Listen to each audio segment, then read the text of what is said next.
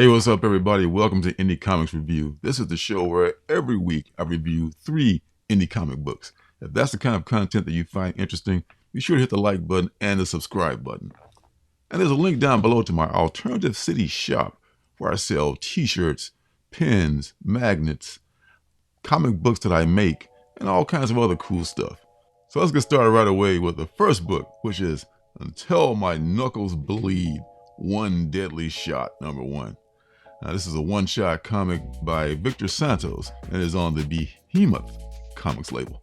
Victor Santos, creator of Polar, now a Netflix motion picture, brings us a new story of crime and capes in the line of The Boys, Watchmen, and Sin City. Set in the world of his new hit series Until My Knuckles Bleed, a one deadly shot about war, violence, consequences, and redemption. Gavin Hart, former 90s superhero, is serving sentence for the events of the extremely damaged arc. If you want some kind of mercy, he should tell something about one of the darkest stories of the most extreme of superhero ages. A story which involves his old team, the CIA, and a buried creature in the heart of Europe. So good to see this book back. You know how much I love this book, the first arc, Until My Knuckles Bleed. Victor Santos' art is fantastic. He's a great storyteller, and he's created this world of this former superhero who's now apparently doing time for the events that happened in the first series. And this one-shot deals pretty much with him telling a story about the time him and his ex-Avenger lady and some of the other members of his group were just on a mission, and all the atrocities and all the crazy things that they had to do. And they introduced some new characters that some may be involved in if this ever becomes a TV project, which it would make a really good TV project, by the way. But there's some disposable characters, but there's also some pretty interesting characters that also might turn into something. They make a first appearance in this story as well. There's a woman that has cannons for arms. It's very grindhouse-esque. I can't say enough about this artwork of Victor Santos. Along with being a great cartoonist, storyteller, he's really a great artist. I've been meaning to check out that book Polar, and even maybe the movie Polar, but I just haven't got a chance to. His art is really kind of reminiscent of Frank Miller's Sin City. It's a really great use of negative space, light and dark. This book was pretty much, I think, all black and white, but in grayscale. But it was, I didn't even notice. It was just so fantastic. So yeah, Until My Knuckles Bleed, One Deadly Shot. This is totally worth the $3.99 that this costs, and hopefully there'll be another series with these great characters in them really soon, and maybe something on the big or the small screen. So yeah, this was a good one. The next book is Last Line #1.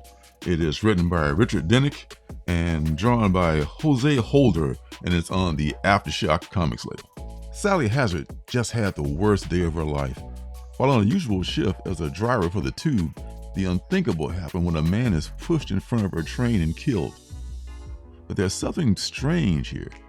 Sally swears the man was pushed, but her supervisors, witnesses, and the CCTV footage all show the man falling on his own. Sally cannot let this go, and her investigation into the murder introduces her to an MI6 agent named Edward Turn. Also curious about the so-called act, together, Sally and Ed discover an off-world explanation for the assassination, plus an alien invasion, and the craziest plot twist of all, an interplanetary travel system buried deep beneath the London Underground. So this woman, she's a driver on the Tube. It looked to everyone else like this guy committed suicide, but only the driver of the Tube actually saw the individuals who pushed him. Because I could actually see this being a TV show at some point. I was actually casting it in my mind as I'm reading it. The driver of the Tube, the MI6 agent that comes in. So it kind of has that flow of a TV show as well. It's funny in parts. It's well drawn. So pretty much there's these dog-faced aliens that can camouflage themselves in some ways. And the driver of the tube, she has this brother who's like straight out of Central Casting. You know, he's got the one-liners and everything, and he's a great sidekick. There's robot butlers and lots of action and a conspiracy going back to the 1800s involving the Queen. You know, I don't want to be dismissive of the book because I really kind of enjoyed it, I guess, while I was reading it. But I was just like, after I put it down, literally, I just couldn't remember much about it. And it was just kind of like, you know, not that memorable. It looks nice. It sounds like it could be a promising idea, but, you know, I just wasn't that excited about it. So that's it. That's all I can say about the book. The art looks good. The story is okay, but it didn't strike a chord with me, I guess. If that makes any sense. The next book is Cold, #1.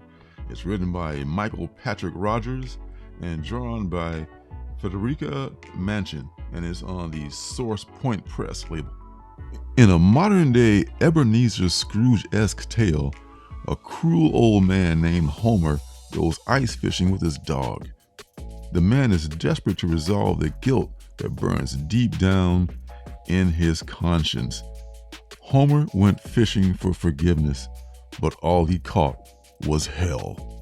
Well, to be fair, Homer dished out a lot of hell too in his life. He was kind of an asshole, even to the very end. It's like he's going on this like pretty much suicide mission to climb this mountain to fish in this enchanted or this some kind of a special fishing hole.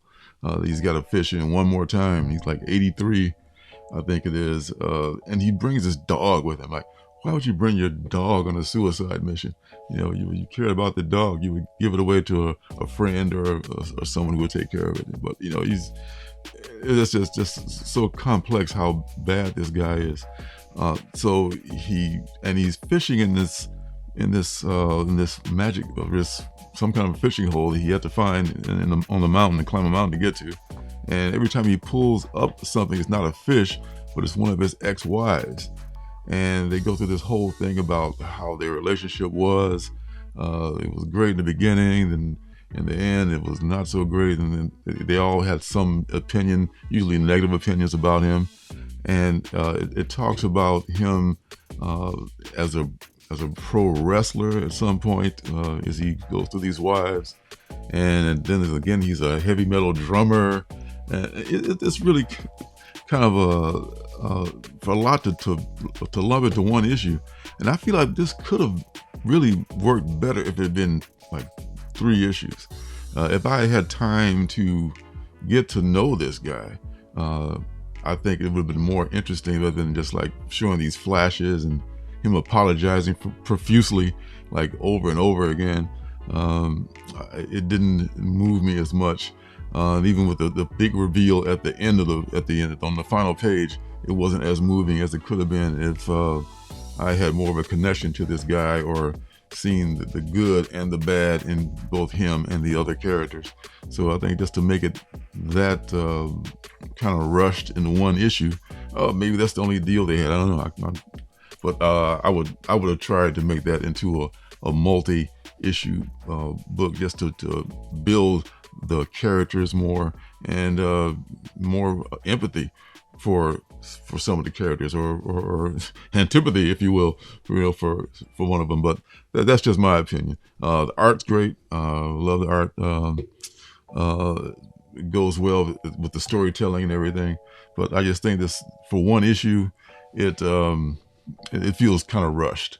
So yeah, but I was able to pick this up on mycomicshop.com for I think like half price or something like that, $2.50 or something like that, because it was a fine copy. So for that kind of a thing, yeah, okay, it was an interesting read, but I would have done it this way. So there you go. So this week's Artist Alley comes from a book that I picked up when I was in Portland last week at Floating World Comics. It's called Space Negro, The Last Negro, and it's written by and drawn by Jared Sams, and it's on the One First Comics label. Well, Jared writes and draws the book, but it's Daniel Morales and Mohammed Egbadi are credited as colorists on this book. They do a great job of coloring into it. It's really a professional looking. Let me dig it up here. Really nice looking book. These showed on the cover. The interiors are all color. Show too much, but it's really high quality and well done. Let me read. This is from the First Comics news page. Jared Sams is a young African-American writer and illustrator based in Los Angeles, California. By day, he works a mild-mannered job, but at night, he's a mad scientist creating madcap comics and channeling his hip-hop and punk influences on the page.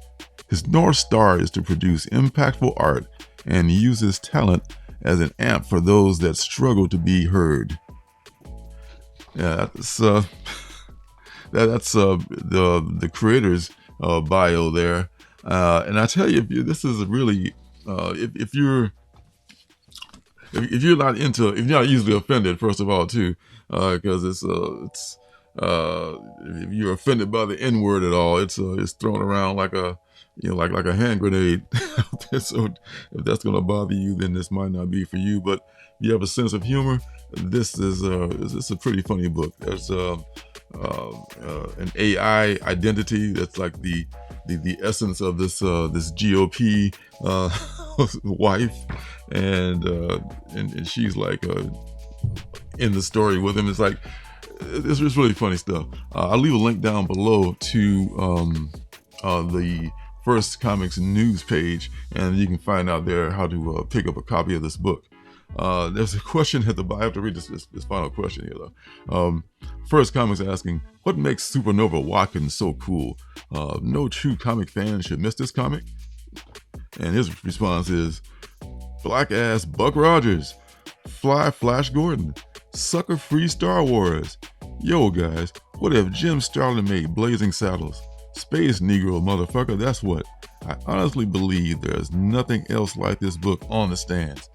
If you love weird space shit and black people, then this book is going to hit you on the jollies. And look, even if you're only into one of those things, pick up the book and I promise you, you'll still be in for a crazy ride. So there you go. I couldn't have put it better myself. Space Negro, The Last Negro, #1. There's a link down below where you can pick it up if you would like to check that out. So that's going to be it for this Indie Comics review. Thanks for stopping by. Be sure to hit the like button and the subscribe button, and to turn on notifications if you want to know when I'm making my next video. So until next time, see you guys in the funny papers. Hey, don't forget to subscribe and leave a thumbs up.